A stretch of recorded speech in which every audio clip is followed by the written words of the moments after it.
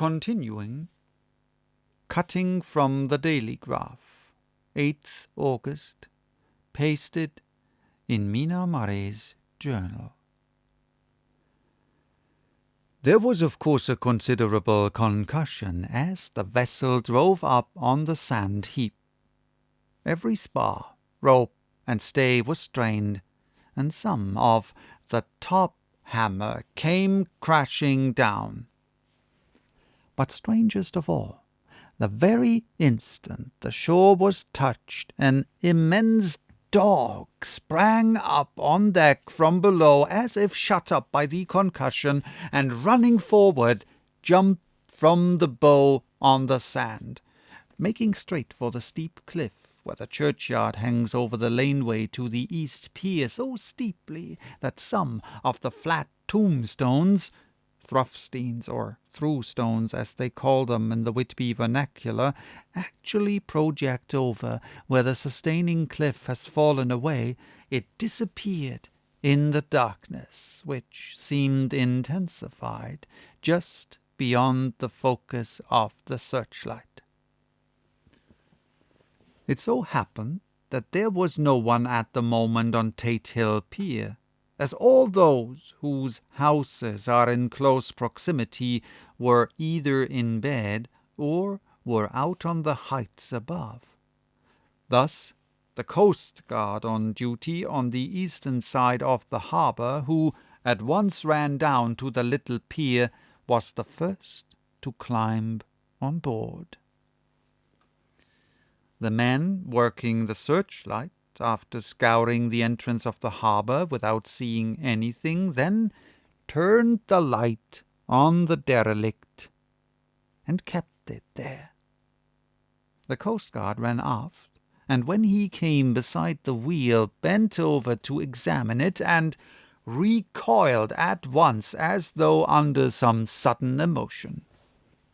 This seemed to pique general curiosity, and quite a number of people began to run.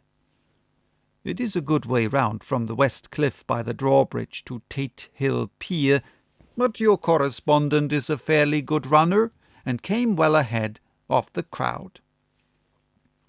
When I arrived, however, I found already assembled on the pier a crowd whom the Coast Guard and police refused to allow to come on board.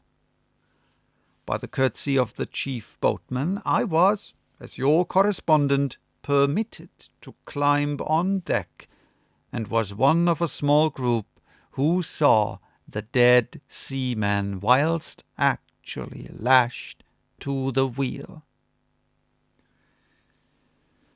It was no wonder that the Coast Guard was surprised or even awed, for not often can such a sight have been seen.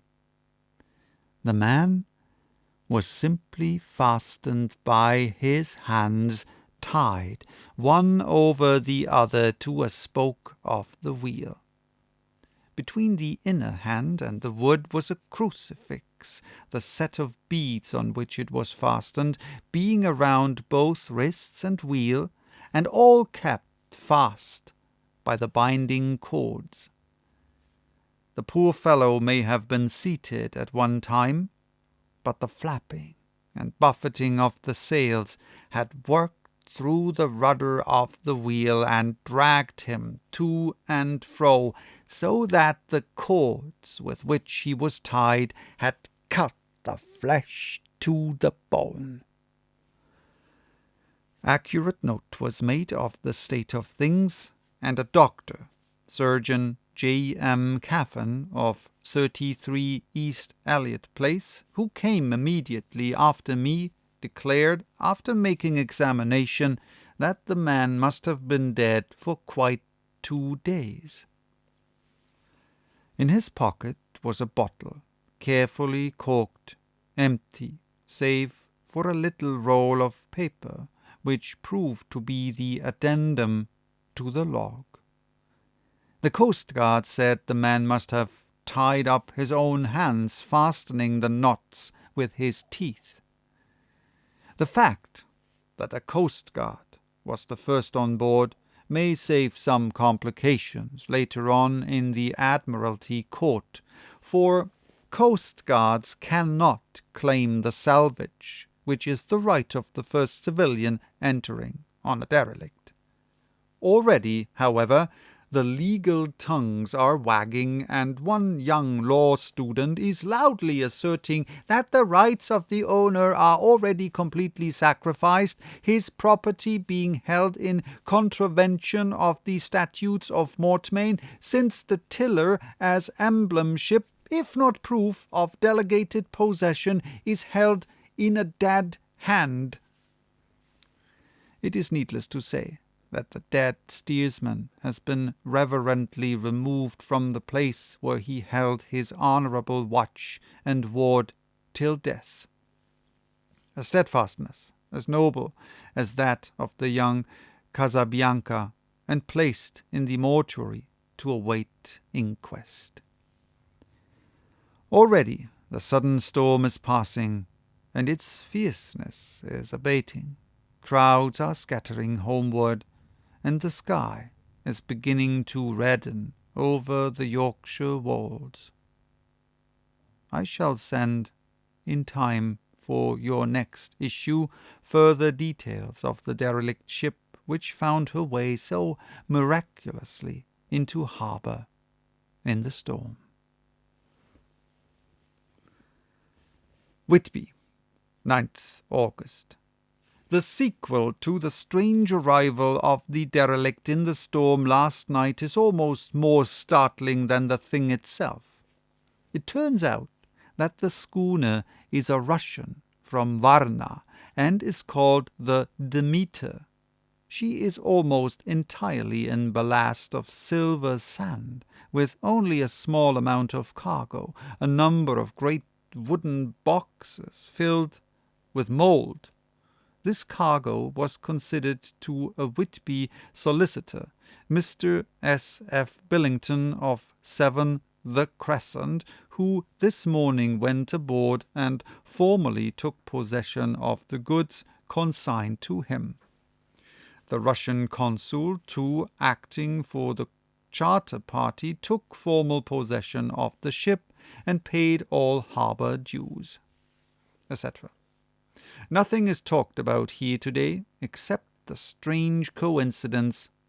The officials of the Board of Trade have been most exacting in seeing that every compliance has been made with existing regulations. As the matter is to be a 9 days' wonder, they are evidently determined that there shall be no cause of after complaint. A good deal of interest was abroad concerning the dog which landed when the ship struck, and more than a few of the members of the S.P.C.A., which is very strong in Whitby, have tried to befriend the animal. To the general disappointment, however, it was not to be found. It seems to have disappeared entirely from the town. It may be that it was frightened and made its way on to the moors, where it still is hiding in terror. There are some who look with dread on such a possibility, lest later on it should in itself become a danger. For it is evidently a fierce brute. Early this morning a large dog, a half-bred mastiff belonging to a coal merchant close to Tate Hill Pier, was found dead in the roadway opposite to its master's yard. It had been fighting, and manifestly had had a savage opponent, for its throat was torn away, and its belly was slit open, as if with a savage claw. Later. By the kindness of the Board of Trade Inspector, I have been permitted to look over the log-book of the Demeter, which was in order up to within 3 days, but contained nothing of special interest, except as to facts of missing men. The greatest interest, however, is with regard to the paper found in the bottle which was today produced at the inquest, and a more strange narrative than the two between them unfolded has not been my lot to come across, as there is no motive for concealment. I am permitted to use them, and accordingly send you a rescript, simply omitting technical details of seamanship and supercargo. It almost seems as though the captain had been seized with some kind of mania before he had got well into blue water, and that this had developed persistently throughout the voyage. Of course, my statement must be taken cum grano, since I am writing from the dictation of a clerk of the Russian consul, who kindly translated for me, time being short.